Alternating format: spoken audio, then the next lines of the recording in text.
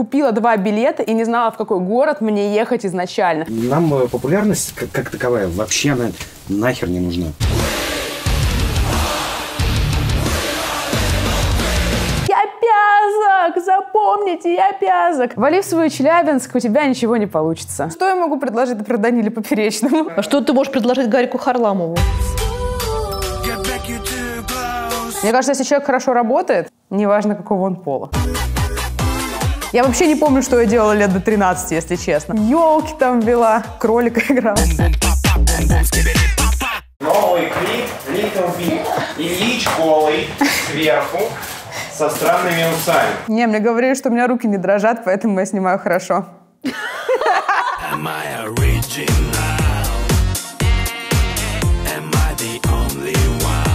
Девчонки не снимают клипы. И я просто жду момента, когда мы сможем наконец все это осуществить.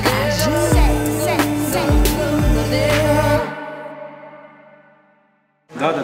Но мы сделаем, слушай, мы сейчас сделаем кучу. Смотри, сейчас сделаем без синхрона, а потом синхроном. Все, камера идет по суке. И поехали музыка.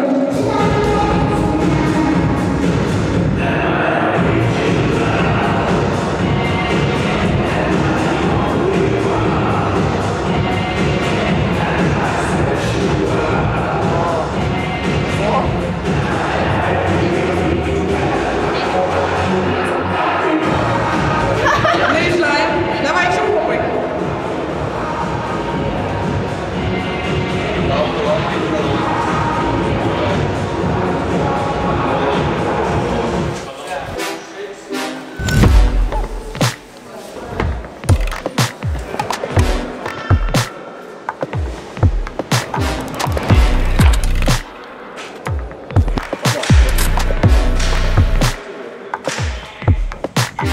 Ну, теперь ты должна выбрать себе цвет. А я, знаешь, человек такой, мне надо понять, посмотреть, знаешь, примеры. Если бы я выбирала наобум, наверняка я выбрала бы желтый. Давай желтый. А вдруг мне не пойдет? Нет, ну, конечно, ладно, давай желтый. Желтый так желтый. Желтый. Ну, он будет красивый желтый. Желтый. Оп. Скажи, гордей, скажи.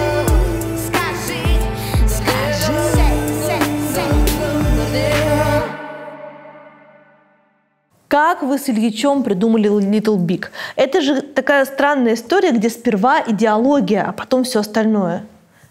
Ой, слушай, мы давно хотели сделать что-то классное вместе. И мы встретились и такие, слушай, а что, давай группу сделаем. И решили, что нам надо сделать группу. Ну ты же не поешь. Ну я не пою. Что значит вам надо сделать группу? Это вот интересно. Как можно сделать группу с человеком, который не поет, не пляшет, ни на каком музыкальном инструменте не играет? Нам было интересно сделать вот эту вот новую коллаборацию, да, то есть мне хотелось визуально показывать группу как-то интересно. Я всегда верила в талант Ильича. Я следила за ним, ну, наверное, с группы «Тенкор». То есть мне он всегда нравился. Вот, дальше у него была группа «Конструктор», потом было шоу «Гафи Гафа». И, то есть я всегда верила в его талант, и, знаешь, как бы до сих пор в это все, в него очень сильно верю.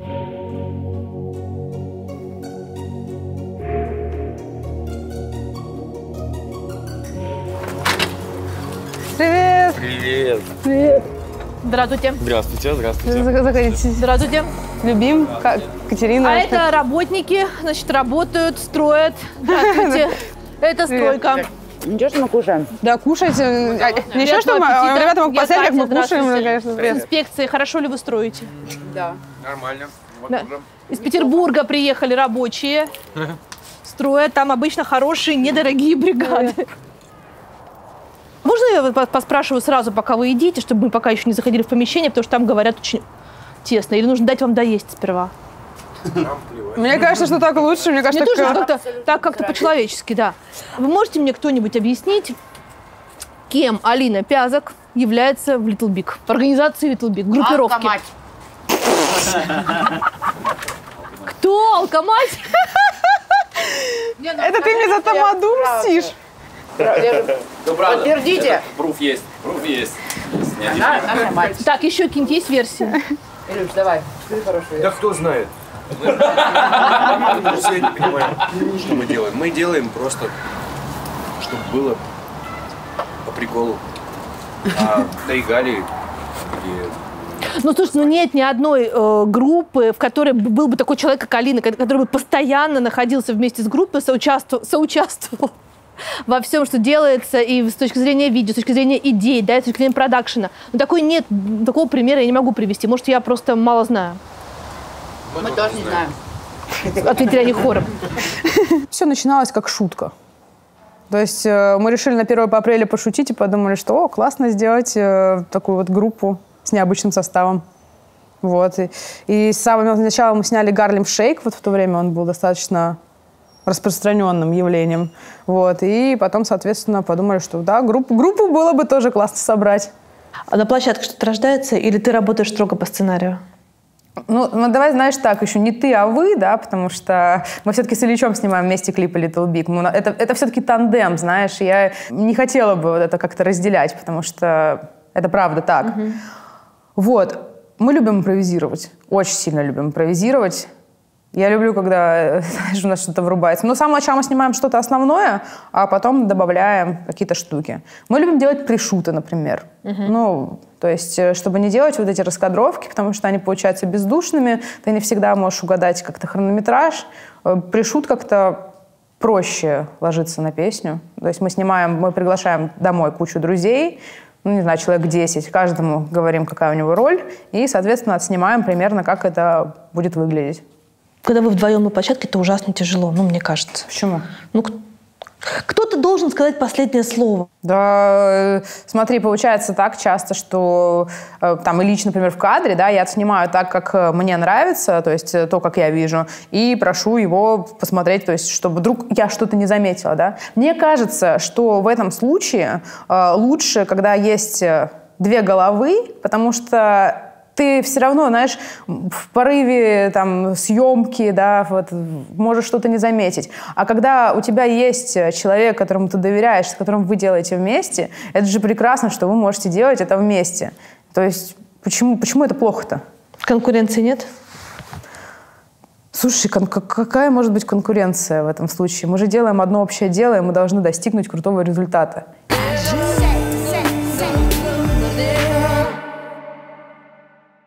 Кажется, вопрос поисков счастья волнует всех, кроме жителей Северной Европы. Финны 4-й год подряд признаются самыми счастливыми людьми в мире. Также в топе рейтинга Дания, Голландия, Исландия, Норвегия и Швеция. Единственная страна первой семерки не из региона – это Швейцария. А теперь грустный факт. У России самый низкий показатель за последние 8 лет – 76-е место. Недавно мы много и подробно говорили на тему счастья с актрисой Дарьей Мороз. И тут выясняется, что Дарья снялась в эротической мелодраме на тему нелегкой женской доли, и называется этот сериал «Клиника счастья». Причем его уже можно посмотреть в онлайн-кинотеатре «Кион». По сюжету Алена Липницкая, героиня Дарьи Мороз, ищет свою универсальную формулу счастья. Она эндокринолог и главный врач частной клиники, которая помогает вернуть счастье, в том числе и в интимных отношениях, с помощью своей авторской методики. Но за красивой картинкой скрывается суровая реальность. И Алена узнает, что любимый муж на самом деле живет на 2 семьи, а родной сын крутит роман с учительницей. И те методы, которые работали с пациентами, оказываются не так эффективны в личной жизни. Поэтому Алене приходится экспериментировать с разными методиками, чтобы пересобрать себя заново. На Кионе уже вышло 5 серий по 50 минут. Пролетают они незаметно. Теперь поднимите одну ногу и закройте глаза. И я попрошу вас удерживать баланс хотя... Сериал, конечно, максимально женский, что говорить. Тут такие жизненные ситуации, то смеешься, то плачешь, а некоторые реплики уже, в общем, готовые мемы. Дарья Мороз, Анатолий Белый, Юлия Аук и много-много-много других захватывает, и время пролетает абсолютно незаметно. Ну, а теперь немного про сам Кион. Это новый онлайн-кинотеатр от МТС. Он запустился только этой весной, но уже выпустил несколько очень заметных оригинальных проектов. Среди них не только остросюжетные сериалы или фильмы, но и документальные работы. Каждый месяц на платформе появляется 2 оригинальных сериала или фильма Смотреть фильмы и сериалы на Кион можно любым, абсолютно любым удобным для вас способом. На смартфонах и планшетах, на телевизорах с функцией Smart TV, а также на большинстве приставок, включая Apple TV. Для всех новых пользователей Кион работает пробный период, а по промокоду Гордеева можно получить бесплатный доступ ко всему контенту по подписке Супер Плюс. Переходим по ссылке в описании, вводим промокод Гордеева и смотрим фильмы и сериалы на Кионе.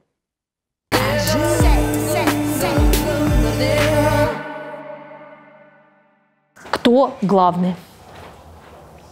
Где? В команде Little Big.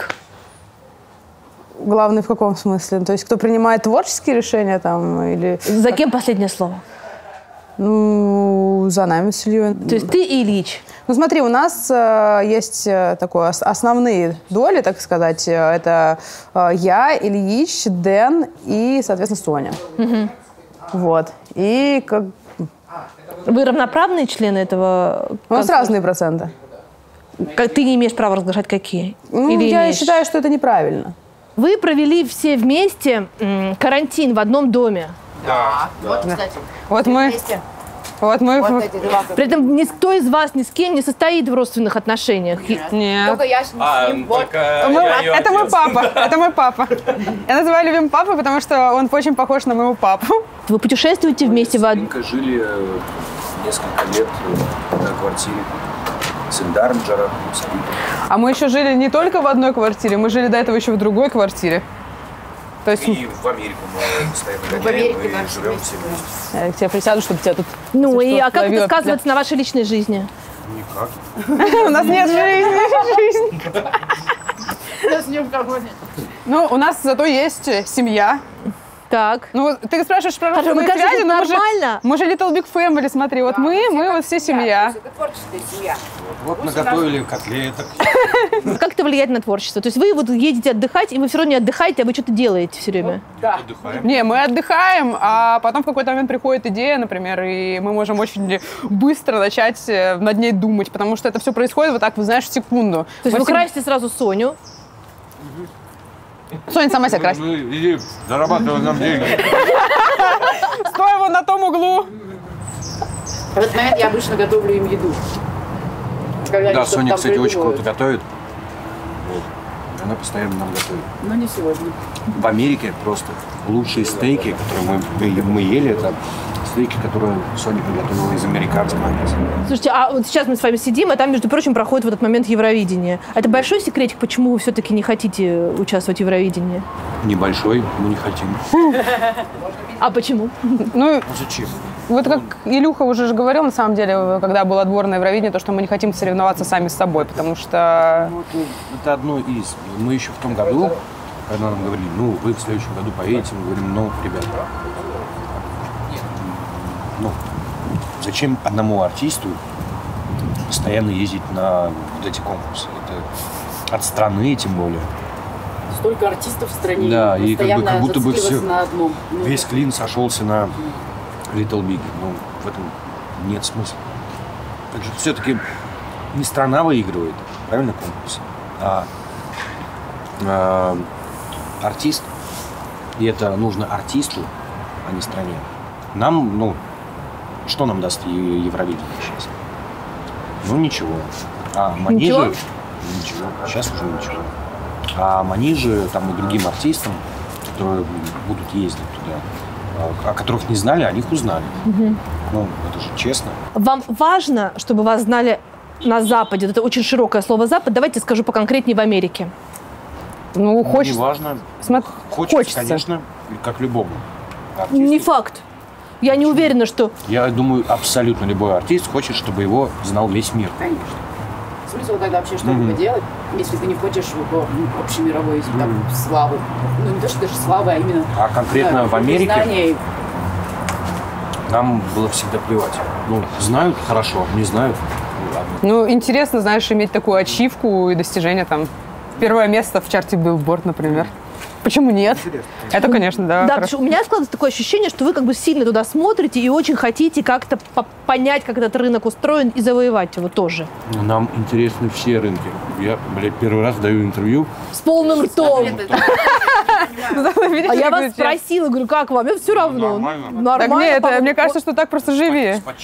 А вот как, кстати, мейтится? Вот такие вы все-таки там демократичные, альтернативные, все такое. А у вас дворец. Ну, какой это дворец? Ну как-то Ну, это так особнячок. Но все равно буржуазно. Ой, я сейчас... Пойдем покажу. Пошли. Да, готовы.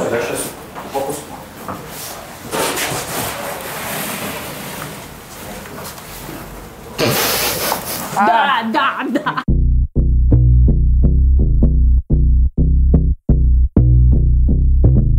Слушай, ну ты крутая состоявшаяся женщина, у тебя свой кабинет, переговорка. Ну, да. Слушай, ну как бы к этому надо было прийти.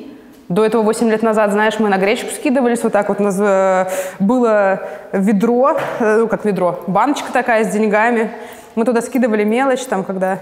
А когда деньги заканчивались, мы просто высыпали всю эту мелочь и покупали гречу. Гречу.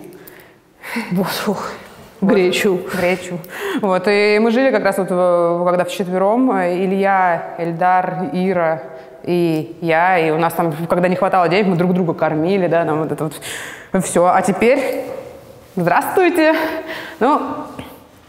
И по-прежнему вы едите гречку. Гречу. Слушай, греча – это полезно. Вкусно и полезно, и легко потом желудочку. Ну, типа, мы русские.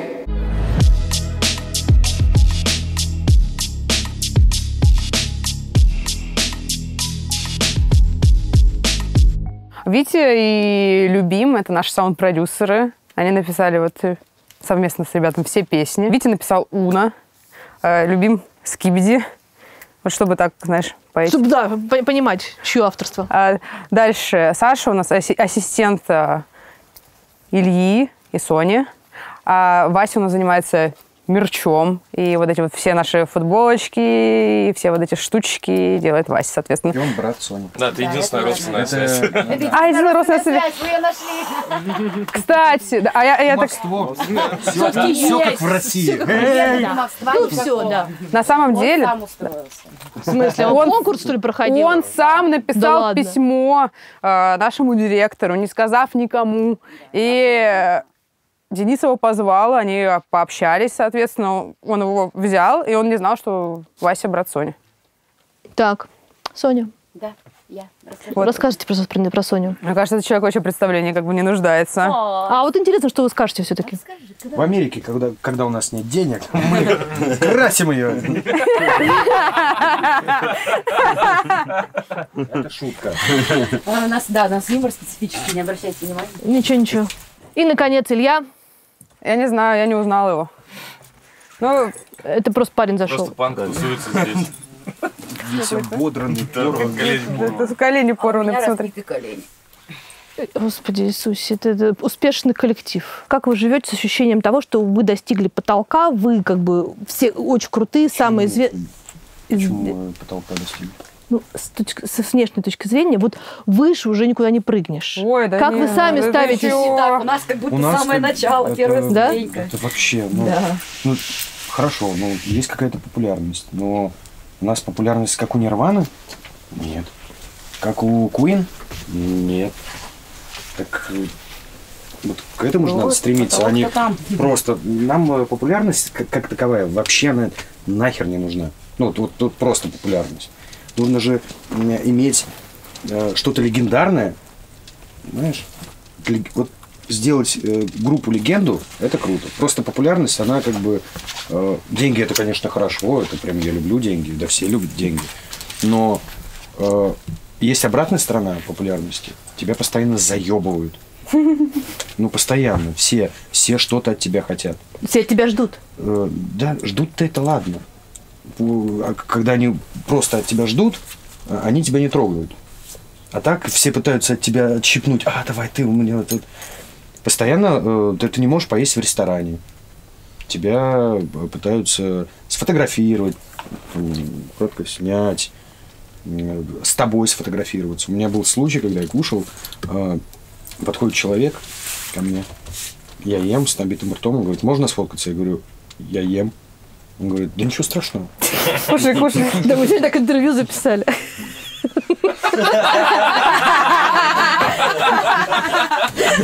Видишь? Вот о чем я говорю. Как вы заебали всех! Это шутка. Вы не заебали, друзья. Вы самые лучшие в мире. Не, популярность это просто побочка такая, знаешь, когда ты делаешь что-то большое, ты все равно... Короче, наша цель сделать что-то легендарное и остаться в аналах истории. В аналах. Ну да. Нормальное слово «аналы». Блять, Прикольное слово. ребята, вы как в детстве, многочлены. На задней парте так. Блин. Мне иногда и сейчас бывает смешно с этого слова, если честно. Потому что, слушай, я не слышала его 100 лет, знаешь, когда с тобой кто-то разговаривает про многочлен, так... Ничего себе это слово. Когда последний раз с тобой говорили о многочленах? Скажи мне, пожалуйста. Школьники. А вот они такие, Алина, я в 7 классе, что ты думаешь о многочленах? Алина, Как этот разговор зашел? А я помогала кому-то математику сделать. Ты, чё ты пиздишь? Просто, Алина, Я правда... не взрывай себя. Я помогала Лизе Музыченко сделать математику. А природоведение ты помогала делать? Нет, слушай, я правда, у меня было один раз в жизни. Недавно. А Лиза уже многочлены изучает? Да. А в каком она классе? В 5-м. По-моему, в 4-м, 5-м. Многочлены, они гораздо... Это Не, 7-й. многочлен это 7-й где-то уже. Ой, пиздоболин. Нет, может, в кому-то другом. Я помню. Алина, все, тормози, пошли.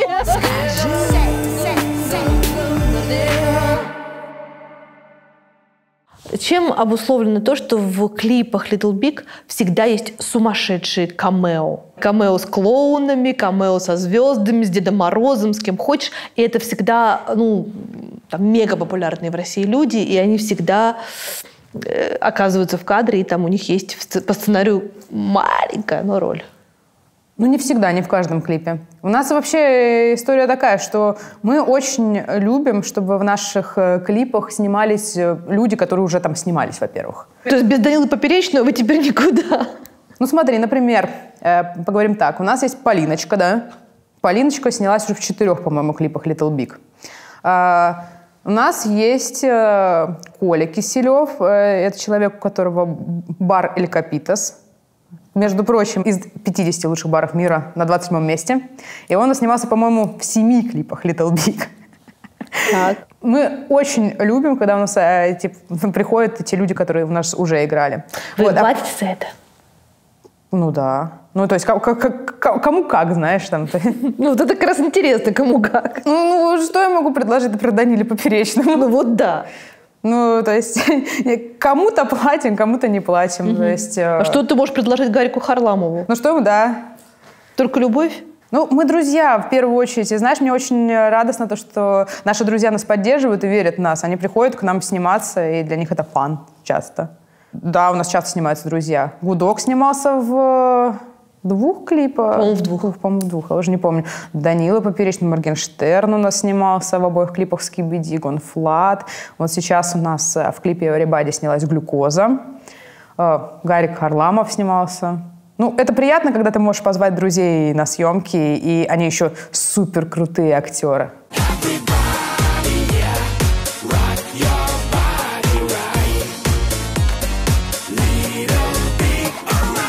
Это делается потому, что вы друзья, или это делается для промо-клипа? Я вообще офигела от Наташи как раз, от «Глюкозы», когда вот у нее небольшая сцена, но то, как она отыгрывала, и то, как она профессионально... Да бомба. Я просто офигела. Блин, Наташка просто супер. Вот, а от Гарика я тоже тогда в тот момент офигела, потому что Гарик, мне кажется, самый лучший Дед Мороз. Я кому не показывала из друзей, например, в Америке, они говорят, где вы взяли такого Санта-Клауса? Он же просто как икона Санта-Клауса. Я тебе хочу сказать, что я до какого-то момента вообще не понимала, кто это. То есть я, по-моему, со 2-го или с 3-го просмотра уже что-то лицо знакомое. Думаю, наверное, Дед Мороз просто часто вижу. Так, мы смотрели еще разных актеров на эту роль сначала, то есть, а потом мы решили... чуваки, Гарик же может быть таким офигенным Санта-Клаусом. И он, правда, лучший Санта-Клаус.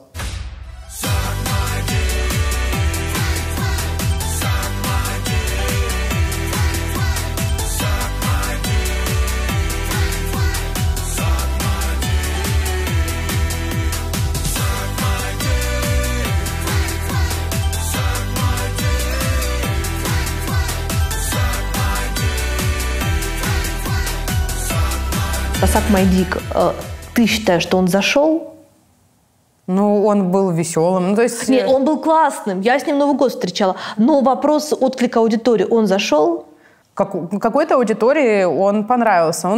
Слушай, он изначально не мог быть суперсильно массовым, потому что он так называется «Suck My Dick 2020», знаешь? Ну, мне казалось, что как бы все люди, которых вот так вот достал 2020, радостно его воспримут. Он нормально зашел, я скажу так. То есть он сыграл свою роль, я считаю.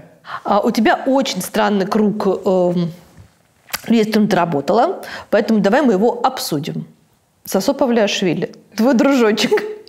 Ну, мы недавно познакомились с Сосо Павлиашвили. Так. Слушай, замечательный человек. Я просто офигела, когда мы пообщались, потому что он супер открытый, у него какая-то невероятная энергетика. И как раз-таки мы разговаривали с Ильичом, что Сосо никогда не показывали, да, все его возможности. То есть очень хотелось бы показать то, что он может, потому что выступает он просто потрясающий. Он настоящий рокер. Ты просто... Сосо Павлиашвили. Да! Блин. Он просто, он мега харизматичен, он мега потрясающе двигается. И знаешь, вот это никогда не показывали. И как раз вот Сосо Павлиашвили ему... Он пострадал от цензуры советского телевидения. Слушай, ему как раз он тот человек, которому не нужен вирусный клип, да, его просто нужно показать то, как он может. Просто ему нужно атмосферное, крутое видео. Ты делаешь это видео? Ну, мы хотели бы очень. Вы работали с Сергеем Жуковым, что тоже довольно удивительная история. Слушай, ну мы фанаты «Руки вверх», и это звезды падали. Слушай, мне кажется, у нас классная песня получилась, которая «Сломятся пацаны». Да. Мы фанаты Сергея Жукова, это же очень круто. Стоят девчонки, стоят сторон, короткие девчонки, сломятся пацаны, спортивные штаны. Господи, кого вы еще фанаты? Я фанатка Лолиты. Так. Я обожаю ее. Вот, мне она очень приятна как женщина, как персонаж и как человек, в конце концов. Где это все соединяется? Куда ушли все эти разделения на рок против попсы, попса против панка, панки против рэперов, я не знаю, все против всех? Да я не понимаю, зачем быть против кого-то, когда можно быть всем вместе. Это же так круто, да, когда ты можешь объединяться, когда ты ценишь творческих людей, да, когда вы можете коллаборироваться, делать вместе крутые дела, смотреть друг на друга под разным углом, да, открывать друг для друга что-то новое. Для меня объединение людей — это вообще самое главное. Я не знаю, то есть мы никто без команды. Ты знаешь, вот это как поговорка про веник. Если ты вот один прутик, да, тебя легко сломать, а если вас много, да, это сделать гораздо сложнее. От кого угодно я ожидала эту поговорку услышать, кроме как от тебя. Так это же правда.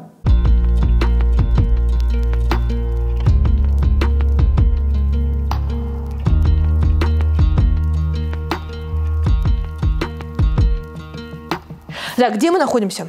Мы находимся у меня в московской квартире. Ну, то есть съемной, естественно, квартире. Ну, такой прям палаццо. Слушай, надо, знаешь, какой-то было немножко... мне кажется, немножко питерской эта квартира. Чем? Ну, подожди, вот иди сюда. Слушай, она такая по вайбу, знаешь... Это же чистая Москва. Слушай, а у меня церкви видно из каждой квартиры. Ты специально выбирала квартиру, чтобы она была похожа на питерскую? Слушай, мне так повезло, да, просто хотела что-то более-менее уютное и что-то, чтобы было классно, потому что все-таки не каждый раз переезжаешь, да, и хотела все-таки в Москву приезжать как к себе домой, потому что к ней все-таки надо привыкнуть. Потому что когда приезжаешь в отель, у тебя там нету там каких-то твоих предметов, да, каких-то твоих там шмоток и так далее. И я реально не могу определиться, в каком городе я хочу жить. Что ты понимала про себя, что тебе необходимо в новой квартире московской? То есть у тебя здесь очень такие необычные вещи. У тебя очень странные картины, у тебя очень странная мебель. Кто это все делает и почему она у тебя? Я очень люблю людей. Мне надо, чтобы меня окружала энергия близких по духу мне людей или людей, которые мне нравятся. То есть и каждая вещь... Моя мечта, чтобы вообще в следующих моих интерьерах, да, все вещи были бы супер символичными. То есть как бы я бы точно знала, какой человек делал там стол, да, чтобы он его желательно сделал по индивидуальному заказу, чтобы я точно знала историю этого человека. Я хочу, чтобы все, то есть меня окружало, то, что такое, знаешь, супер памятное, потому что для меня это лично важно. Я просто смотрю, и мне от этого теплее становится. Это моя самая первая картина, которую я купила на аукционе. То есть ты покупаешь картины на аукционах? Слушай, у меня разная история того, как ко мне приходят все эти картины. Мы с недавних пор, я, Руслан Усачев и Катя Ример, троечка наших друзей, мы начали интересоваться как раз аукционами.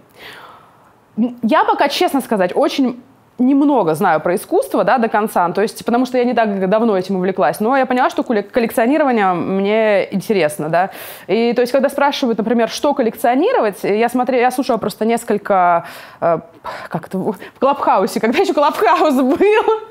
Те 1,5 недели, пока Клабхаус существовал? Да, те 1,5 недели, пока Клабхаус существовал, я слушала, в принципе, чатики вот коллекционеров. И когда я спрашивала, что коллекционировать, они говорили: коллекционируй все, что тебе нравится, потому что ты никогда не знаешь, что из этого стрельнет в какой-то момент. Вот. И вот это моя первая картина, купленная на аукционе, и она еще самая дорогая из них. Вот. Ну, то есть я не буду... Для картины это типа недорого. Можешь порядок цифр назвать? Потому что я вообще не могу себе представить, сколько это может стоить. Смотри. Это несколько тысяч рублей, несколько тысяч долларов, несколько десятков тысяч рублей, несколько десятков тысяч долларов. Мы участвовали, так как пока мы молодые ребята и ничего особо не понимаем, в аукционах под названием «Все по 100». То есть ставки начинаются от 100 евро, и ты вот, соответственно, вот этими ставками идешь до какой-то суммы. То есть 100, потом 200 следующее? 100, 200, 300, 400 доходишь до 2000 евро, и после 2000 евро идет шаг уже в 500 евро. Вот, то есть как бы... Ну, я не сильно как бы далеко прошагала, но как бы для меня это такая нормальная сумма. Вот. И...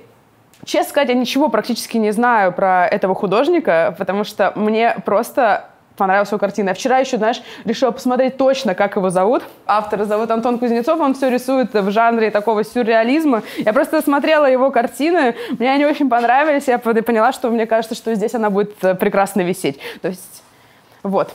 Это вообще, это моя любимая, наверное, картина, потому что у меня с ней как раз связана история. Это Виктор Забуга. Это питерский татуировщик, художник. Я ее тоже приобрела на аукционе. Вот. И однажды, прогуливаясь по улице, я увидела как раз вот этого человека. То есть я знала примерно, как он выглядит, потому что я знала, что есть несколько общих знакомых. Вот. Мы шли с нашим продюсером, говорю: о, а картину этого чувака я купила, типа, не знаю, месяц назад. Он говорит: так надо пойти с ним познакомиться. Я говорю: конечно, пойдем с ним познакомимся. Мы познакомились с ним, сели в бар, естественно, проговорили часа 4. И вот теперь у меня есть моя любимая татуировка. А я как раз я хотела спросить, ты можешь это? Конечно же. Я пришла к нему, мы сидели, разговаривали. Я человек без единой татуировки, фанат всех татуировок. Мне нравится это. Очень красиво, вообще мега. Вот, и... Да. Я ему сказала: давай так, ты набьешь мне что хочешь, где хочешь. И просто пришла к нему. Он так... И закрыла глаза? Не закрыла глаза, он мне показал, я такая, ну, типа, делай, что хочешь, я не буду вообще абсолютно никак препятствовать. Вот. И еще у меня есть другая татуировка тоже от него. Мишка? Мишка, да, мы с Ильичом сделали парные татуировки. Вообще многие считают, что вы с Ильичом... Че? Пара. Кто? Я такого, кстати, не слышала. Я много раз слышала. Серьезно? Да. Не, слушай, мы на самом деле самые близкие друзья, мне кажется, потому что... Видишь, люди не верят в дружбу между мальчиком и девочкой. Не, у меня вообще с Ильичом никогда ничего не... То есть вы кореша? Слушай, мы мы еще много раз еще снимали один дом, жили все вместе. То есть мы такая, знаешь, мы коммуна такая настоящая. Это вообще, это страшно удивительно. И главное, что мне все время на это смотреть страшно, потому что мне кажется, а вдруг они посрутся? А вдруг вот что-то произойдет? Мы срались. Ну, прям думаю, вообще вот так. Да, несколько раз мы жестко срались, но все-таки мы люди, знаешь, людям нормально сраться, нормально мириться. Когда у вас один бизнес, посраться, это значит поставить под угрозу бизнес.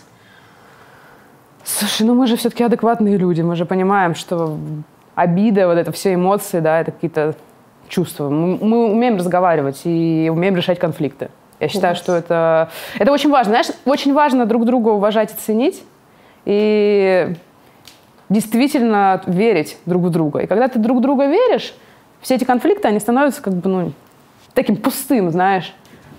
Просто находишь способ помириться, да. Там, то есть иногда... Ну, мы уже, кстати, очень давно не ссорились, прям 3 года, наверное.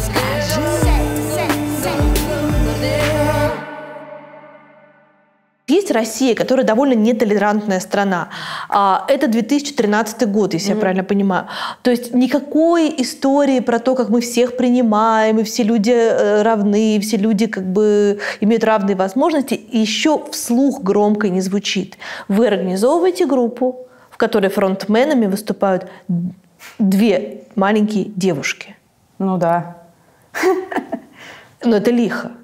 Ну, всегда хотелось сделать что-то необычное, да. И у нас появилась идея сделать группу с необычным составом.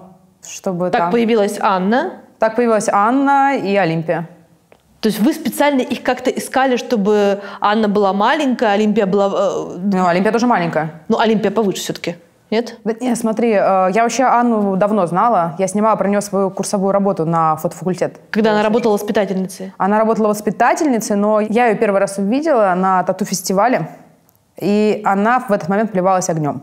Ну, то есть там был конкурс «Мисс Тату», и как раз Анна вышла туда, я снимала фотоотчет этого фестиваля, и меня это так сильно поразило, и что я попросила девочек, своих знакомых, познакомить меня с ней, и подумала о том, что это было бы классно сделать про нее курсовую работу. И у тебя есть курсовая работа, снятая тобой про Анну? Угу. Охренеть. Ну, я давно за ней следила, да, и как раз мне стало интересно ее жизнь, то есть то, что она была воспитательницей. На тот момент у нее был парень, Паша. А Олимпия была подругой Анны? Или Да. это параллельная история? Ну, потом, когда мы решили уже делать группу, да, мы спросили Анну по поводу того, есть ли у нее кто-то еще. Я вот вспомнила, что там у нее была как раз подруга.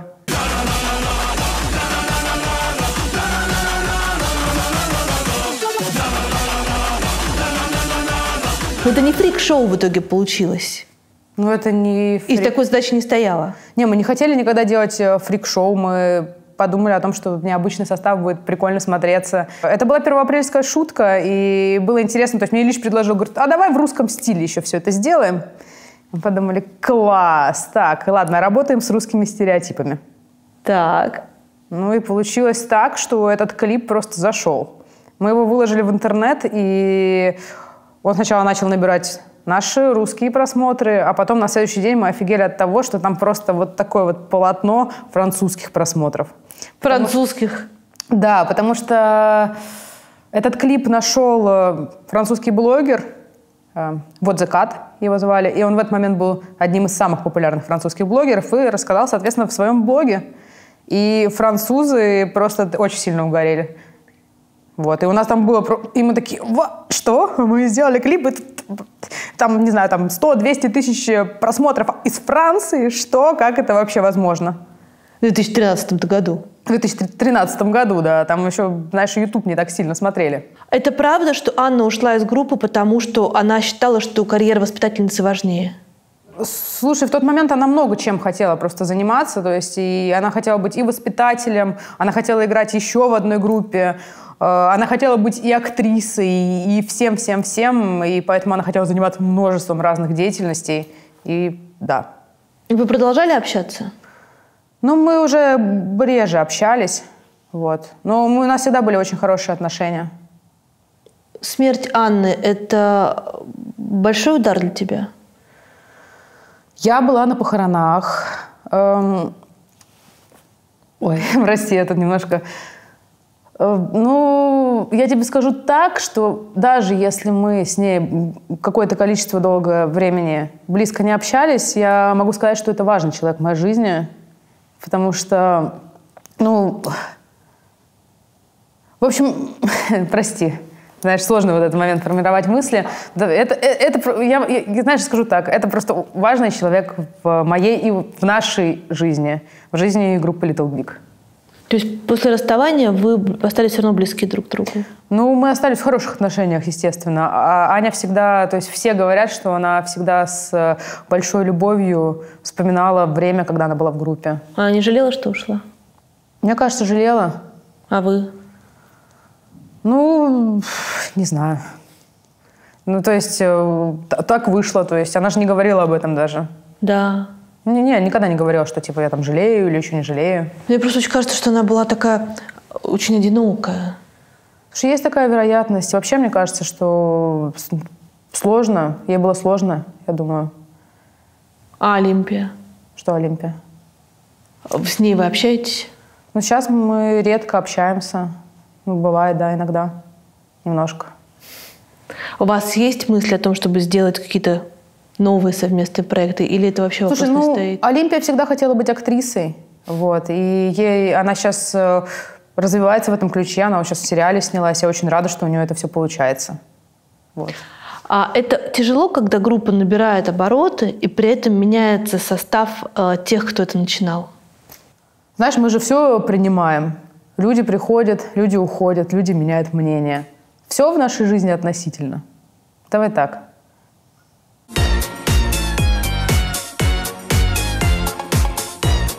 Это котик-поеботик.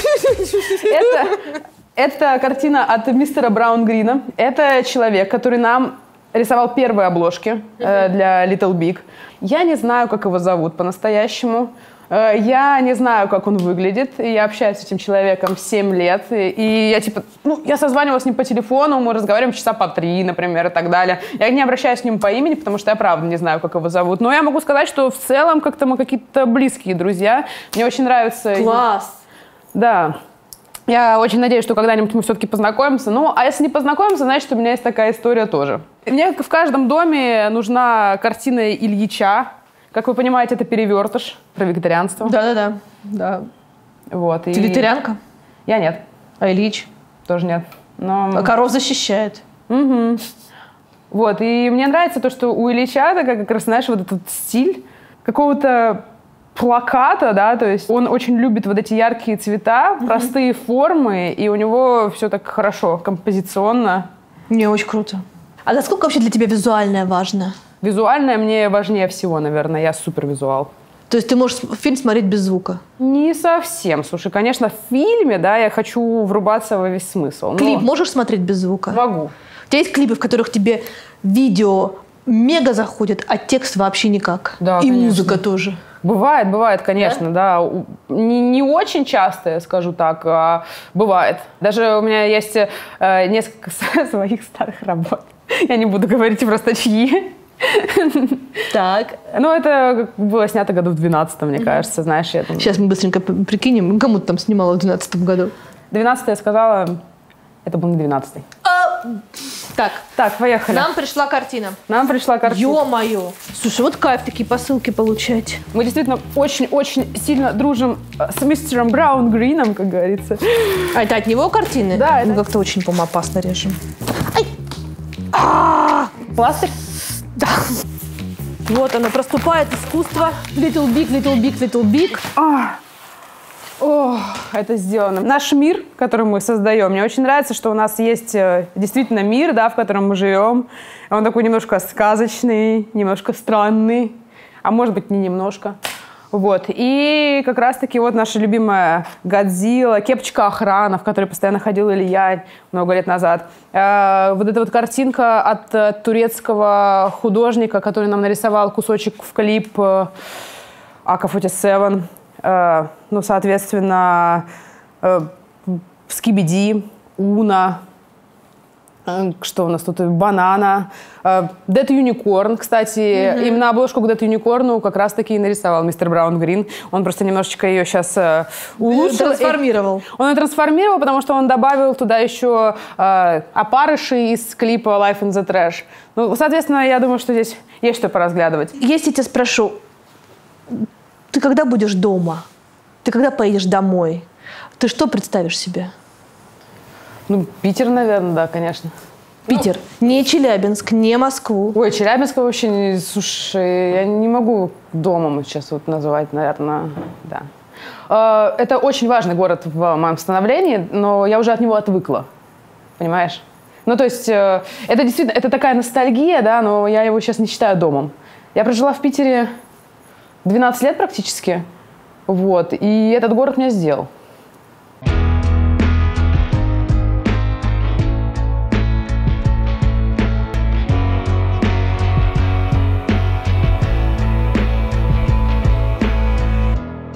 Мы где? Мы у меня в питерской квартире. Мы в Петербурге, да. Это, в общем, довольно легко понять по крышам. Ты живешь в суперпонтовом месте, сюда доносятся крики самой шумной улицы, улицы Рубинштейна, на которой происходит вся жизнь. Ты специально выбирала такое место, чтобы быть в центре событий? Смотри, у меня получается так, что в Москве у меня супер тихий такой бункер, а в Петербурге абсолютно по-другому. Если честно, мне нравится выходить в центре и понимать о том, что вокруг меня вот эта вот вся жизнь происходит. Я просто схожу с ума. Если честно, да, ну точнее как. Если бы я нашла квартиру в другом месте, возможно, я бы заехала в другое место. Но я подумала, что это неплохая идея. Поживу с закрытыми окнами. Ты прямиком из Челябинска оказалась в этой квартире или все-таки были еще какие-то у тебя этапы большого пути? Я 10 лет живу в Петербурге. Вот. Я с кем только и где не жила. Когда я приехала в Питер... приехала ты в Питер не сразу, а приехала ты в Питер сначала в Москву. Нет, я приехала в оба города. У меня всегда так связано. То есть так не бывает. Смотри. Я тебе расскажу так. Когда я поступала в ГИК и в КИТ, у меня даже в живом журнале есть фотография, как я купила 2 билета и не знала, в какой город мне ехать изначально. Там лежит, вот, то есть я недавно обнаружила свой живой журнал. Ну, вообще, главная сенсация, что у тебя был живой журнал. Ну, был. Так. Слушай, там фотографии разные старые, фотографии концертов, потому что я их очень много снимала. Какие-то эмо-тексты, какие-то сказочки, достаточно смешные такие штучки. Вот. И там как раз-таки было 2 билета, и я не знала, куда ехать изначально. То есть я такая сомневающаяся вечно между этими 2 городами. И поехала ты? А я не помню. По-моему, где был первый экзамен, по-моему, туда. В Москву ты поехала. В Москву? Ну, куда ты не поступила? А я и здесь не поступила. А меня сюда не взяли, потому что в Москву я не поступила, мне не хватило балла до бюджета, а платить мои родители за меня тогда не могли. А здесь, в КИТ, меня не взяли, потому что я в Москву поступала. То есть у меня были все высшие баллы, и я прихожу на творческий конкурс, и они начинают просто меня валить, потому что узнали, что я поступала в ГИК. И они, знаешь, что мне сказали? Вали в свой Челябинск, у тебя ничего не получится. Обожаю! Класс! Но ты не свалила в Челябинск? Не, я поступила в союз фотодокументалистов Гальперина, вот, на фотодокументалиста, соответственно. Это такие как бы доп. Высшие курсы, но тебя действительно там учат видеть. Тебе засылают в мир и говорят, все, теперь фотографируй улицу, и дают задание, например, зонтики. И вот, соответственно, у вас там 150 студентов, все приносят свои работы на тему зонтики, и вы сидите, вот это вот все отбираете, кто из вас самый лучший. Тот, кто победил, получает, ну, например... Зонтик. Мешок пленки. Ну, что-то полезное, что-то полезное. Мешок пленки, да, это дефицит. Да. Однажды я выиграла мешок пленки. Меня спросили, какая камера самая лучшая, я сказала, та, к которой ты привык. И я не помню, кстати, кто-то из Согласны? Да, все кивают. Да. И кто-то из фотодокументалистов как раз-таки, ну, кто вел лекцию, я не помню, это был кто-то клевый. Мне кажется, из агентства НУР, может быть, или еще что-то такое. Он так заценил. Ты родом из Челябинска. Да. Откуда в Челябинске появляется такая фамилия Пязок, и как тебе с ней жилось? Ой, классный вопрос. Мой папа наполовину эстонец. Вот. И у меня очень много родственников в Эстонии. И наша фамилия там читается не как Пязок, а как Пясаки. Ну, естественно, российский паспортный стол. Пясаки. Вау. Пясаки, знаешь, как переводится? Ласточка. Так ты Алина Ласточка. Я Алина Ласточка. Так, и? Вот, и, естественно, русский паспортный стол все переиначил. То есть, например, У моего дяди Вальдемара, у него фамилия Пасок написана. Вот. У нас у всех там написано Пязок. Жилось мне, конечно, странновато с такой фамилией, потому что очень часто там все путали ударения. И... А как тебя называли в школе? Пизок-мазок, например, у меня был. Так. Вот. И знаешь, каждый раз, когда я там куда-то приходила, я помню прекрасно вот эту вот елку отличников в 1 классе, и меня вызывают получать подарок и объявляют: Алина, Пизок. Я в 1 классе, очень эмоциональный ребенок, я вообще ревела в там, полшколы. И я просто ору: я Пязок, запомните, я Пязок. И мне очень хотелось, чтобы люди запомнили, как произносится моя фамилия правильно. И когда ты поняла, что все уже в курсе? Что в курсе? Ну, не все еще в курсе. Знаешь, но иногда приятно. Я когда права получала, я поняла, что человек, который будет выдавать права, точно меня знает. А как твои родители оказались в Челябинске? Почему? Одна из бабушек моих, она сейчас... одна из ведущих онкологов в Таллине, и ее отправили как раз работать в Челябинск. Ну, там же часто по обмену... То есть это советские дела? Да, это все советские дела. И вот тогда они всей семьей приехали, и получилось так, что кто-то остался, кто-то уехал обратно. Твоя сестра вернулась в Эстонию. Твоя сестра живет в Эстонии сейчас. Моя сестра, у меня есть троюродная сестра, получается, Илина Пасок. Она не родная? Она не родная, нет, она не родная. Она как раз, одна из наших родственников, да. Она живет в Лондоне. Она тоже, уже в Лондоне. Да, она тоже занимается фотографией, и у нее ее муж играет в рок-группе. То есть что-то у вас там есть, у этих Пязоков в крови? Слушай, я не знаю, мой дедушка с другой стороны, да, соответственно, не с эстонской, он любил фотографировать. Ну, там, он фотографировал все постоянно. Но мама говорит, что больше никого такого творческого в нашей семье не было. А когда у тебя началось вот это? Вот это? А вот это вот именно творческое. Что? Я, честно сказать, да, себя лет до 13 особо не помню, потому что я не ходила в кружки никакие, ни в какие творческие вот эти вот штуки. Я вообще не помню, что я делала лет до 13, если честно. У меня такие воспоминания обрывочные очень. Вот. И первый раз я себя вспоминаю, что я пошла вот во Дворец пионеров совершенно осознанно, в кружок ведущих, на танцы, елки там вела.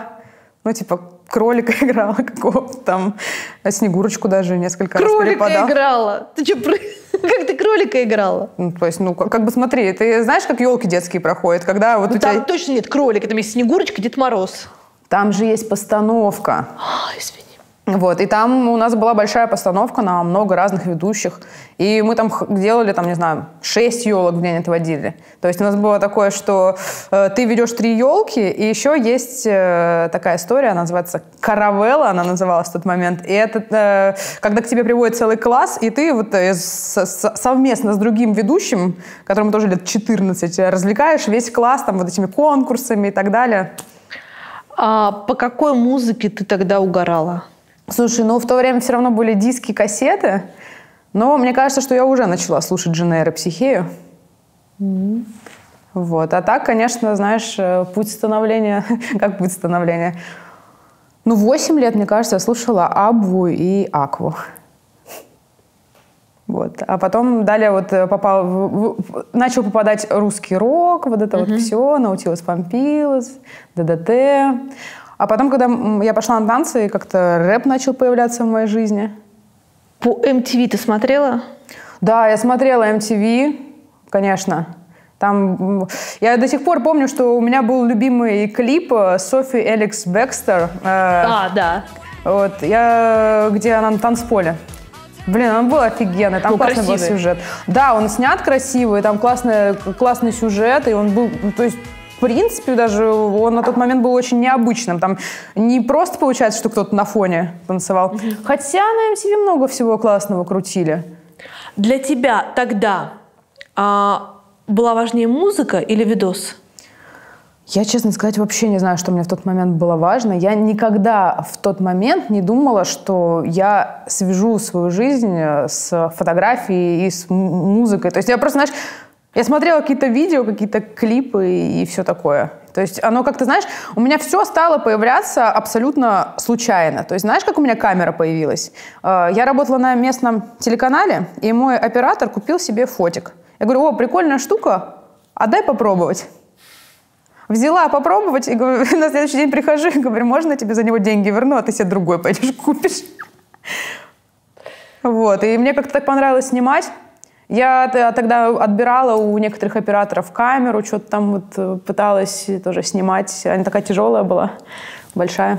Расскажи, как ты сюжет про спорт снимала на своем канале «Восточный экспресс». Я работала в утренней передаче и вела молодежную рубрику. Вот, мы это делали с моим одноклассником, который меня туда привел. Тебе сколько лет? Было тогда, 15, наверное. 15-16 работала на телеке. Вот, и мне сказали, что нужно снять сюжет про спорт. Если честно, про спорт я ничего не знала. По физкультуре у меня была 2, и 3. Конечно же, была 4, но я туда не особо-то ходила. Вот, и то есть придумать какой-либо спорт, который был бы мне тупо интересен, чтобы я сделала что-то маломальски приличное, я не смогла. И поэтому подумала о том, что вот эти вот все мастерки у пацанчиков ассоциируются у меня как раз-таки со спортом. Было интересно сделать некоторый перевертыш. Стоп. Мастерки у пацанчиков. Это... Как в тот момент одевались парни, которые жили на окраине? Гопники. Вот эти 3 полоски? 3 полоски, да, вот это вот все. Мне кажется, что у них были какие-то такие отличительные черты. В тот момент это же было практически как субкультура. Да. Я не знаю, мне кажется, что и сейчас существует что-то такое. Просто... Я реже чуть-чуть сталкиваюсь, а тогда в Челябинске, знаешь, в 2006 году или 2005 году это было все достаточно распространено. И, соответственно, мы поехали туда. Один из моих друзей знал их всех, потому что жил как раз в Ленинском районе города Челябинска. Он говорит, пойдем. А Ленинский это какой район? Самый спортивный. То есть там, где гопота живет? Он такой, да, он самый, наверное, далекий от центра. Вот, и там не всегда было спокойно.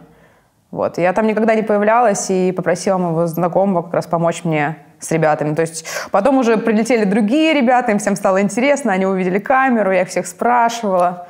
То есть ты вместо сюжета про спорт сняла гопников?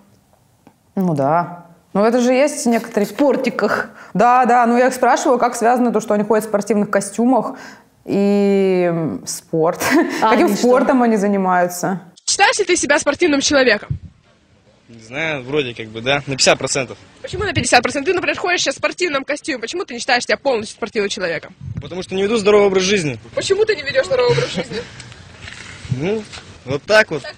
Так получается, да. Давайте лучше оставим этот сюжет без комментариев. Увидимся на следующей неделе. Пока. В целом, мне кажется, получилось неплохо.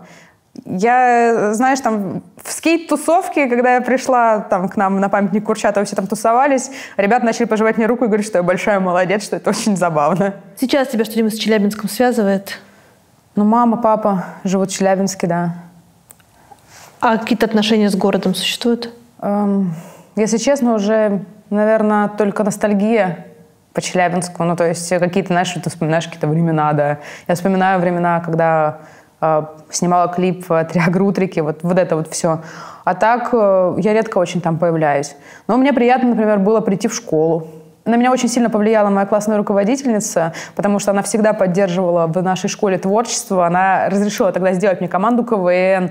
Она очень сильно отмазывала меня, когда я прогуливала уроки, чтобы пойти работать к себе на телеканал и вот это вот все. Она меня дико поддерживала. И, возможно, если бы не она, я бы не стала тем, кем я есть. Поэтому я к ней недавно заходила. Елена Алексеевна, привет, Елена Алексеевна Михайлова. Я вас люблю, спасибо вам огромное. Они знают, чем ты занимаешься? Конечно. Там есть какая-то рубрика «Ими гордится школа»? Когда я зашла к нашей директрисе, она тоже была очень рада меня видеть. У нее было собрание какое-то. Она такая: «О, Алина, привет! Ты пришла?» Спрашивала меня про Евровидение на тот момент, спрашивала про Скибиди. Им, в принципе, в целом, то есть интересно, они следят.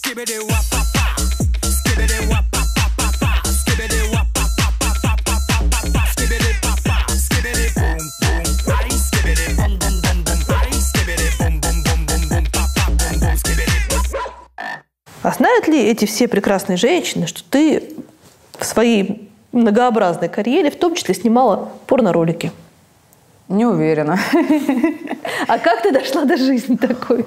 Слушай, мне всегда было интересно что-то попробовать новое в моей жизни. И моя куратор на фотофакультете, конечно, в этом не признается, но однажды она мне рассказывала про какую-то фотоисторию, как там снимал человек фотоисторию, то, что там ножки выглядывали, там, знаешь, то есть как бы порно без порно. И она мне сказала: если тебе предложат снимать порно, иди.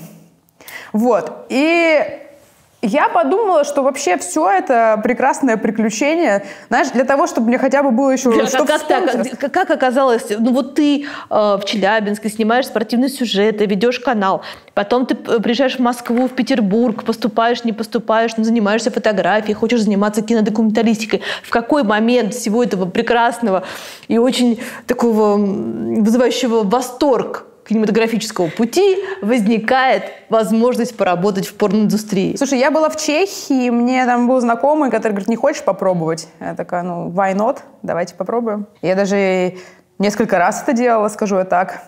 Что самое сложное в том, когда ты снимаешь порно-ролик? Слушай, когда тебе 19 лет, ты снимаешь порно-ролик, я скажу тебе так, что у тебя не так много опыта. Так. В первую очередь, конечно же, нужно побороть смущение, да? А потом... А там смущается только ты или смущаются все, и артисты, и там, кто там еще есть? Слушай, там были разные люди. Были люди, то есть, когда мне говорили то, что будь с ней аккуратнее, потому что она отворачивает лицо, да, то есть поворачивай обратно в камеру. То есть вот такое мне говорили. А была одна, там, знаешь, которая очень неплохо работала на камеру, я до сих пор помню. Парни тоже по-разному абсолютно себя вели. Кто-то туда приходил только, ну, ради того, чтобы... Ради интереса, да. Кто-то приходил, потому что не так много способов было найти себе девушку. Так. То есть там абсолютно разные люди были. А это все время случайные люди? Это не то, что какая-то слаженная команда, как вот экипаж самолета. Они все приходят, отрабатывают и расходятся. Ну, они, да, приходят, отрабатывают, находят. Это случайные люди между собой? Да. Это все, ну, то есть... Ну, это, видишь, как бы это все такое на коленке было сделано, как бы... Русские ребята искали русских ребят, и как бы в другом городе. Кто писал сценарии? Ты пишешь прекрасные сценарии на площадке. Концовка обычно никого не волновала, абсолютно. Главное, чтобы... Развязка. Ну, главное, чтобы все-таки все получилось, дело было сделано, как бы желательно на лицо было сделано дело. А, да? Ну, да, то есть потому что если не видно, как дело сделано, соответственно, в общем, могут порноактеру не заплатить. Вот такое было. Так вот, я придумывала сценарии так, чтобы меня поскорее оттуда уволили. То есть я придумывала там всякий бред, там, знаешь, то, что мы учимся в одном институте, я не могу написать себе курсовую.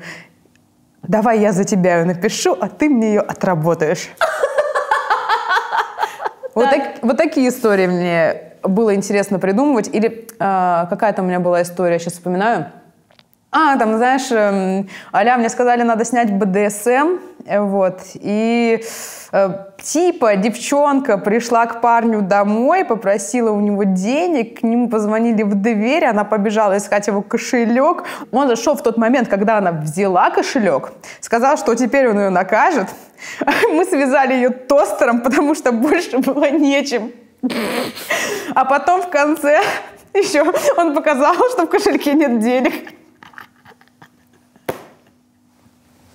Так, и тебя не уволили?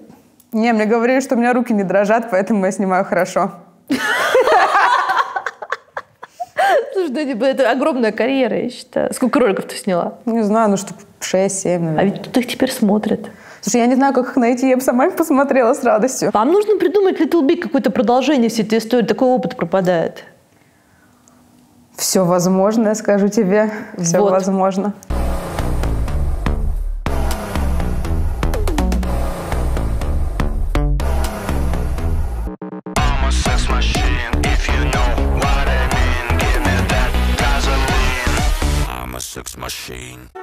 Может ли получиться так, что вы были бедными, альтернативными, андеграундными, голодными, ищущими. А теперь, когда у вас появились деньги, вы стали богатыми, слегка заплывшими жирком, и вам мало что будет интересно, и значит, вы мало чем сможете удивить. Я тебе скажу так, что чем больше денег стало появляться, тем больше стало появляться возможностей осуществлять все те идеи, которые так хотелось сделать. Потому что я скажу тебе так, что мне кажется, что у нас клипов на 10 есть еще идей вперед. Есть, например, некоторые идеи, которые мы придумали 5 или 6 лет назад, на которые нам никогда не хватало денег в тот момент. И нам даже сейчас не хватает на них денег, но очень хочется это сделать. И я просто жду момента, когда мы сможем наконец все это осуществить. И чем больше появляется возможности, да, то есть чем больше появляется денег, тем больше возможности реализовывать то, что давно хотелось сделать. Потому что с самого начала, да, ты действуешь по обстоятельствам. Вот у тебя нет денег, но ты что-то очень хочешь сделать. И, соответственно, отталкиваясь от тех обстоятельств, которые у тебя есть, ты делаешь что-то классное. Когда у тебя уже появляется вот эта возможность, ты можешь делать уже целенаправленно, идти к этому. Да, в мире так много всего, что можно сделать. И, конечно, деньги – это классный инструмент для того, чтобы все это делать. Но вы снимаете только на свои, вы развиваетесь только на свои, вы нигде не берете, не просите, не собираете, не краудфандите? Нет. Ну, у нас было, по-моему, пара клипов с продакт-плейсментом. Вот. Ну, а так из 25, 6 или скольки 7 клипов, я уже немножко сбилась со счета. У нас всего 2 клипа, в которых есть продакт плейсмент, а все остальные сняты только на свои деньги. И если первый раз это было, не знаю, 30 тысяч рублей, которые у нас оставались, то потом, соответственно, это стало вырастать до больших масштабов, в какое-то количество, несколько миллионов. Как вы с аудиторией объяснитесь, что вы не придерживаетесь какого-то одного стиля, в который аудитория уже поверила и приняла, а мы вот и вот так вам, и вот так вам, и вот так вам. Ты не боишься, что они просто что вы размоете свой стиль?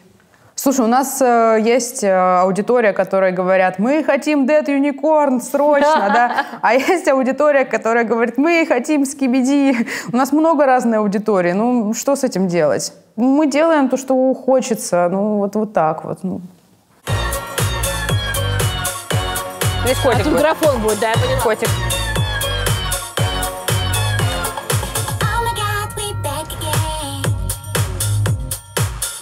Там тыква.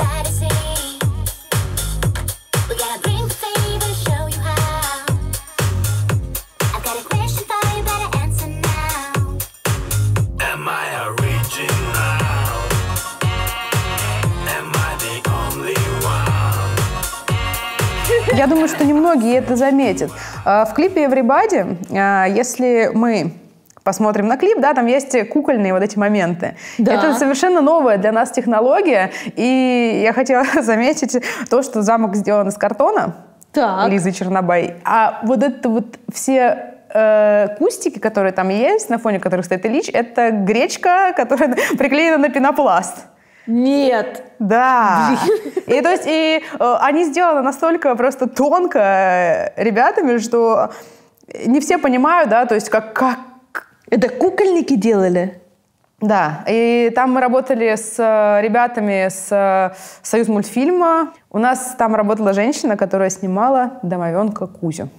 То есть вот вся вот эта вот кукольная анимация, которая там сделана с драконом, это та самая женщина. Я привлекла нашего друга Ваню Проскурякова, который как раз занимается еще тоже кукольной анимацией. Вот. Который снял мультфильм про Эдуарда Успенского, и сейчас снял фильм про Сахарова. Да. И он просто... И это было как раз классно, потому что ты вот говоришь, есть конкуренция, да? Блин, вот прикинь, а у меня есть друг, который соображает в этом потрясающе, да, и я могу его привлечь. И мы можем вместе сделать классное дело. О какой конкуренции может идти речь, да, в этот момент, когда мы можем, наоборот, быть коллегами, командой в этот момент и помочь друг другу. В этой индустрии не бывает сексизма? То есть девчонки дают ролик снимать так же легко, как и парню? Ой, слушай, ну это такой вопрос очень странный, да, потому что когда первый раз... Наверное, первый и последний раз, когда я сталкивалась с этим, я собиралась снимать клип группе Триагрутрика. Вот. И я подхожу к Джаме и говорю, Джама, можно я сниму вам клип? Он говорит мне, девчонки не снимают клипы. Вот это так было. Я говорю, так может ты мне дашь попробовать? Очень интересно было бы что-то сделать. И он сказал, ну давай попробуем, конечно. Мне кажется, если человек хорошо работает, неважно, какого он пола. А тебе тяжело управляться на площадке с твоим супер... У тебя очень эмоциональный, очень чувствительный характер. Тебе тяжело? Слушай, как-то собираюсь просто в один момент. Да, иногда бывают какие-то там моменты, когда очень ты сильно нервничаешь, но я знаю, что нельзя ничего показывать на площадке. Правда. Да? Ты не имеешь права быть слабой? Да, потому что... То есть, да, мне может быть там плохо в какой-то момент. Мне может быть там, не знаю, я могу занервничать, да, меня может затошнить там. То есть это прям, знаешь, такие моменты. Но я не должна никому это показывать и рассказывать, потому что, только я должна знать в этот момент о своих проблемах. То есть зачем? Зачем как-то мешать эмоциональность работы? Это же все-таки работа. Это огромное количество людей. Зачем выносить на них какие-то там проблемы? Плачешь? Надо проблемы решать. Плакать где? На площадке. Нет. Слушай, сейчас я подумаю, плакала ли я на площадке? Я не помню такого, если честно. Так-то, конечно, плачу. Кто не плачет? А на площадке? А на площадке нет. Ты же девочка, ты же можешь. То есть девочка, ты же можешь. Если вдруг такое случится, окей, значит, это случилось. Но не хочется этого никогда показывать. Я не помню, чтобы я плакала на площадке. А после съемок?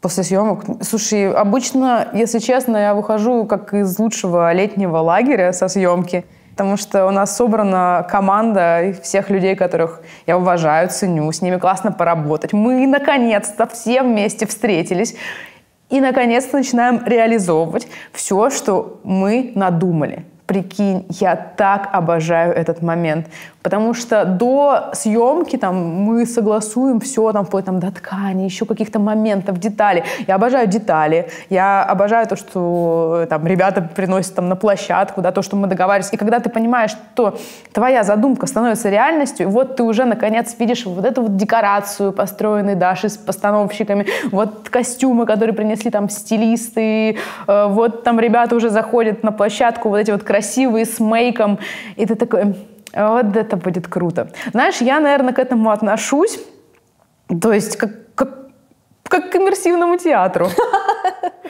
Я не знаю, я просто попадаю в какую-то сказку каждый раз. Я настолько обожаю наши съемки, что это настоящее приключение.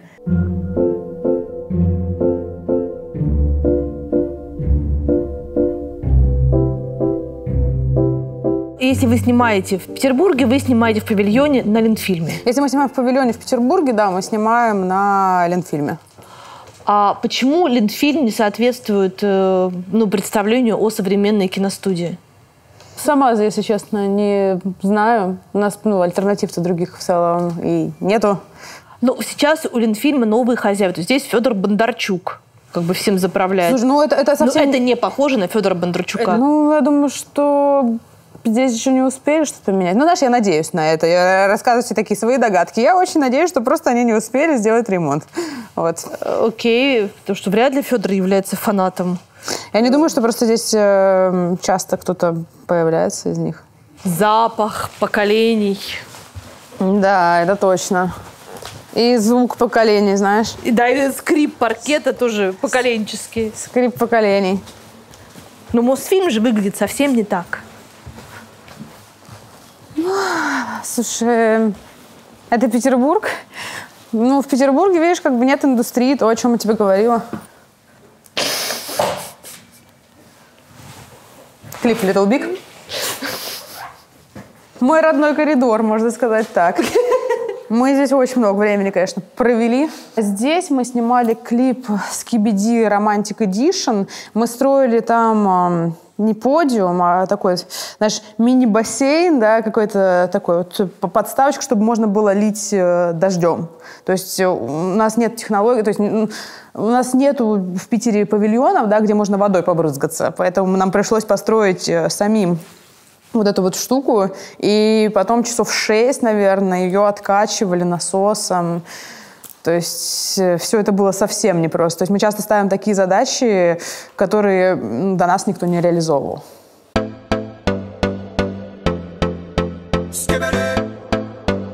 Вот она, наша кошка. А как может быть, что в стране денег дохрена, снимается дохрена, и все это дохрена снимается вот в таких условиях? То есть оно не снимается, получается, в Питере, а снимается только в Москве все? Ну, смотри, в Питере это же все-таки павильон, да, он для стройки, для таких историй, то есть, как бы для раздалбывания, то есть, как бы по факту это расходник. Просто здесь давно не происходило ремонта, то есть, если мы посмотрим, вот этот вот пол, да, когда ты кладешь на него рельсы, я тебе не скажу, что он самый прямой. Иногда бывает там вся вот эта тряска. А рельсы нужны в клипе для съемки, которые... для подъездов, да, соответственно.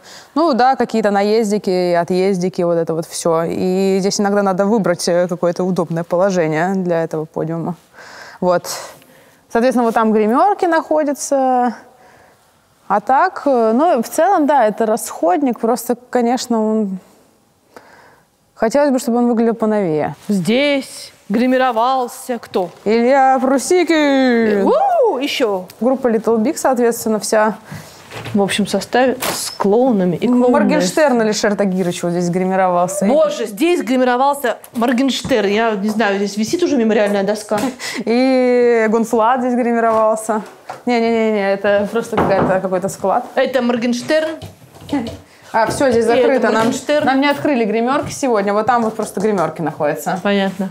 Вот Федор Сергеевич, видите, в каком, так сказать, состоянии вверенное вам производство? В Питере-то реклама, например, рекламной индустрии практически вообще нету. То есть вся реклама в Москве снимается. И оттуда только если тебе нужен Петербург, люди едут снимать в Петербург, соответственно, рекламу. В такой огромной стране есть только один город, где можно снять рекламу, где можно снять видео, где можно вообще как-то квалифицированно снимать.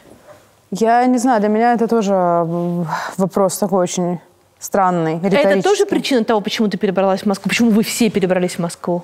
Но в Питере все равно дешевле снимать. Но мы знаем здесь каждого кота. У нас художник-постановщик приходит, говорит: о, у нас тут новые котята родились. То есть ты считаешь, что вот это состояние, в котором все здесь находится, это ок? Не, я не считаю, что это ок. Я не считаю, что это ок. Просто я смирилась с этим. То есть я...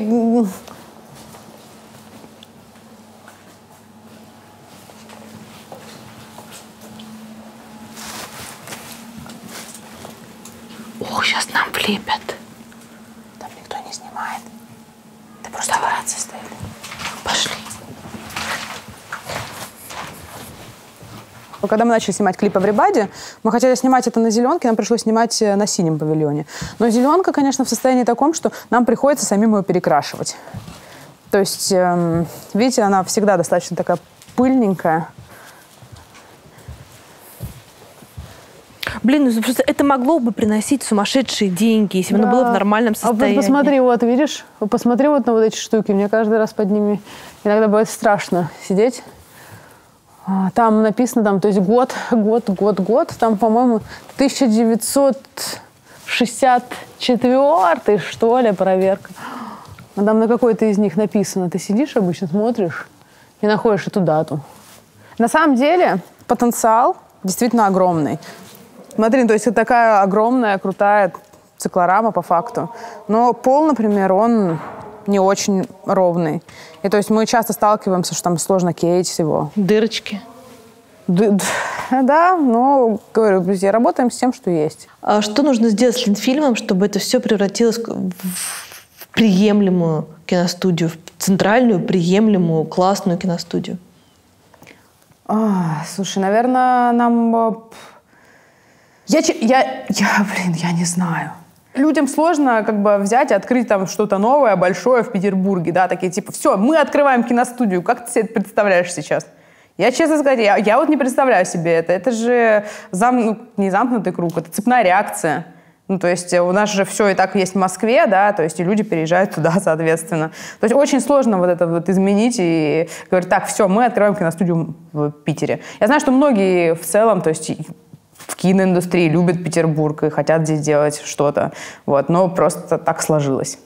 В Петербург все обожают приезжать, в Петербург все обожают обожать, но в Петербурге любой человек, который пытался жить и работать в Санкт-Петербурге, рано или поздно уезжал в Москву. Почему? В Петербурге нет никакой индустрии, к сожалению. Если ты хочешь дальше развиваться, тебе придется, наверное, уехать в Москву. Хотя я все-таки хочу попробовать каким-то образом жить на 2 города, потому что мне здесь очень комфортно. Я вот приезжаю сюда, и мне как-то приятно. Мне нравятся маленькие улицы. Мне нравится... Сказала ты на Невском проспекте. Слушай, ну мне нравятся маленькие улицы. Мы вышли с маленькой улицы. Ладно. Хотя Невский проспект я тоже люблю. Я не знаю, может быть, это какой-то мой соул-сити, и мне нравится здесь жить. Просто всегда всем нужен рост, а все у нас в столице. Но мне кажется, что... Ну, смотри, ну, типа, бывают же фирмы, типа, «Газпром» же переехал в Петербург. А Алина Пязок «Газпром». Так и будет. Не, Алина «Газпром» Пязок. Я тут не... Я просто говорю о том, что бывают иногда исключения из правил. Иногда мне кажется, что в Москве мы совершаем множество действий зря, да, то есть мы очень много стоим в пробках, еще какие-то такие моменты. В Петербурге у меня получается, что я, например, бываю в 7, 8, 10 местах одновременно. Я могу говорить только про себя, да, и я как-то научилась жить и работать в этом городе. Да, бывает, что здесь кто-то ленивый, да, бывают здесь кухонные разговоры, да, где этого не бывает по факту.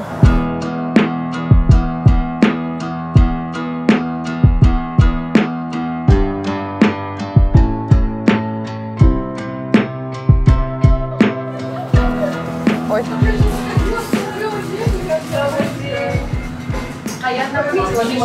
Тебе понравился альбом Земфиры? Мне нравится очень сильно песня «Крым», мне очень сильно нравится песня «Таблетки» и очень сильно нравится песня «Пальто». Ну, это уже очень много. «Крым» — это песня, сейчас мне на поплакать. У меня же есть там свои... любимые сопливые песни для пиздостраданий, как бы, вот она сейчас входит в топ песен для пиздостраданий. Ну, если тебе 3 песни за альбома зашли, значит, ты уже зашло, считай. Да, не, мне зашло. А тебе не зашло? Ну, не очень. Да, просто одновременно с ней вышел Ник Кейв, ну, Carnage. И вот мне он зашел. А я, кстати, никак его нового не послушала, надо послушать. Возможно, я просто была абсолютно в том настроении, в котором как раз Земфира мне попала в сердечко. То есть, и поэтому мне так Если из этого альбома выбирать, то это будет, наверное, Остин я выберу.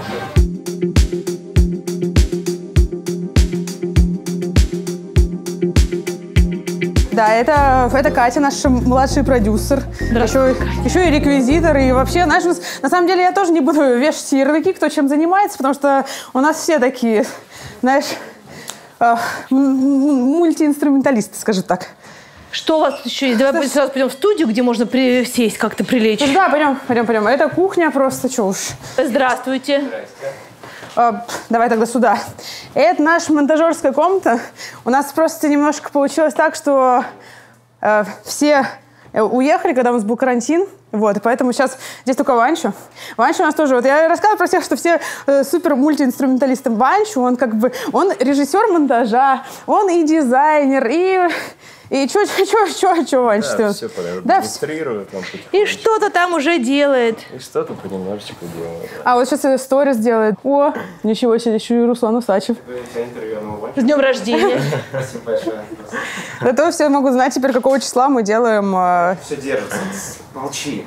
Ты молчи, кивай. Человек на его плечах же все. Ну, вообще, да. Так, а вот там вот наша как раз продюсерская. Так. Да, и смотрите, вот Руслан Усачев работает. И там, и тут.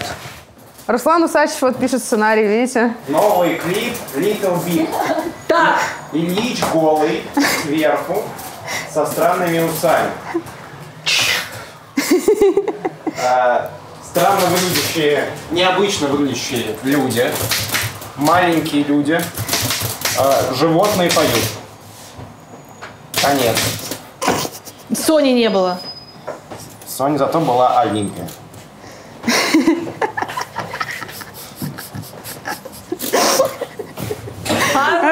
обожаю. Шутки Руслана Усачева. Простите, как и есть. А вот это Настя. Я про нее очень хотела рассказать. Это наш исполнительный продюсер и вообще тоже... Здрасте. Знаешь, кроме исполнительного продюсера, тоже человек делает абсолютно все. И локейшны, и ты с народом общается, и что только не делает этот человек. Да у нас каждый этот человек делает все. Сколько всего людей работает в команде Little Big? В штате? Да. Ну вот прям то, что так. 30, 25-30, мне кажется, человек. Это вот это все эти люди, они обслуживают индустрию Little Big? Или это только музыкальная часть, или это YouTube тоже? Слушай, ну это и Клик-клак, наверное, с Little Big'ом все-таки такие не то очень... И Клик-клак тоже? Ну да, наверное, такие неотделимые понятия, да, то есть сейчас просто у Клик-клака небольшая пауза, то есть... Ну, она уже затянувшаяся такая. Ну, пауза так пауза, знаешь, захочется делать это, значит, продолжим. Ты очень удивительно и ловко обходишь, это не выглядит нарочито, но ты обходишь все политические вопросы. И складывается ощущение, что политика как будто бы тебя вообще не волнует. Это так? Если это так, окей. Я просто не хочу говорить об этом. Есть люди, которые разбираются в этом гораздо лучше меня. Тебя все устраивает из того, что сейчас происходит в стране? Я просто не хочу говорить об этом. Есть, говорю, люди, которые разбираются в этом гораздо лучше меня. Респект, да, вопросов больше нет. Потому что если в нашем творческом интервью будет хоть слово о политике, оно сразу же изменит свой окрас. А мне бы хотелось с тобой поговорить про творчество, это же так прекрасно. Может ли женщина быть президентом России? Ох, сложный вопрос. Мне кажется, никто не знает, что у нас произойдет и что случится. Есть такая вероятность. Ну, ты бы хотела? Что? Чтобы женщина была президентом. Это же не зависит от пола. Это зависит совершенно от других качеств, как бы. Правда. Ну, то есть, главное, чтобы все было хорошо. Чем на самом деле мужчины отличаются от женщин? Мужчины отличаются от женщин. Ой. Давай подумаем. Я, честно сказать, никогда, знаешь, не задавалась этим вопросом. Ну, им рожать не надо. Вот, ну, у нас просто немножко разные, то есть изначально бывает то, что у нас немножко... Женщины всегда, мне кажется, чуть-чуть более такие... Я не знаю, на самом деле. Это тоже от человека зависит. Очень, очень сложно говорить. Вот генетически мы точно отличаемся. Кем бы ты хотела родиться, если бы у тебя был выбор, мальчиком или девочкой? Интересный вопрос. Я задумывалась о том, что, возможно, я бы хотела быть мальчиком. Вот. Но пока я рада всему, что со мной происходит. То есть я как-то, знаешь, приняла тот момент, что вот я есть я вот такая, классно. А выбери, пожалуйста, милосердие или справедливость. Нельзя выбрать, да, и то, и другое. Наверное, справедливость все-таки. Правда или безопасность? Подожди, а как это связано? Нам часто не говорят всю правду, как бы из соображений нашей же безопасности. Знаешь, это тоже такое... Зависит от ситуации. Правда, наверное, все-таки. Наверное, все-таки правда. Свобода или стабильность?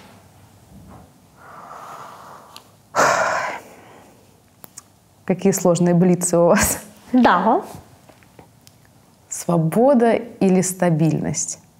Свобода, наверное. Карьера или любовь? Карьера, наверное. Знаешь, говорю это в момент, когда... Это важно. Нет, слушай, на самом деле, мне кажется, что это все-таки совмещается. А почему нет? Ну, то есть множество примеров. Просто, ну, я, например, наверное, не встретила просто того самого пока. Будешь много работать, встретишь на работе. Камера. И музыка.